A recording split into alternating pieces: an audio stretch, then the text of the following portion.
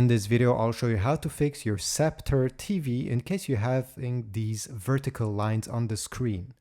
My solutions doesn't require you to open the TV.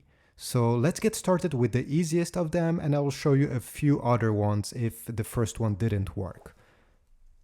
So you're going to turn off your Scepter TV and you're going to unplug it from the power source like this. Pull the cable.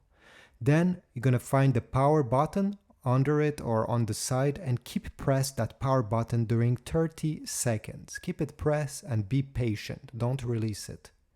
Then after the time has passed, after the 30 seconds and the 5 minutes has passed, plug it back into a wall socket. Don't plug it into a power strip because sometimes this is causing the problem with those lines. If you're still having issues, go on the back of the TV where the HDMI cables are connected and unplug the HDMI cable that provides the picture. If you have another one laying around in your house, I suggest that you replace it with the other one, so we make sure that it's not the cable the problem.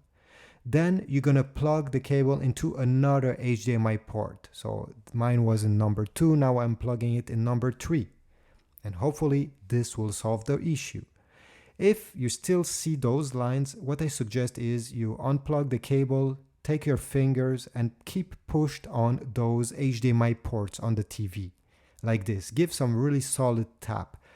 By putting some pressure like this with your thumb, you're connecting back if something got disconnected. Then put back the cable and press very firmly.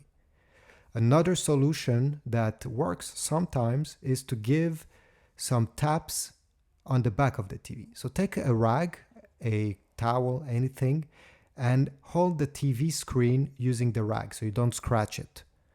With your other hand, go on the back of the TV and give some taps like this everywhere. It doesn't matter. You need to cover the whole TV. So on the corners, on top, on the sides, just tap it.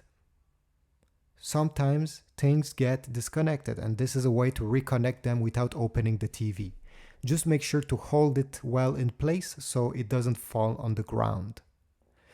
If nothing worked, I have shown you here on the screen 2 different ways to factory reset your Scepter TV. Depending on which model you have, one of these ways will work for you, and again, sometimes this is solving this problem if it's a software issue. So try this. If you have other ways to solve this problem, please write a comment down below. I'm sure somebody will be very grateful to read it.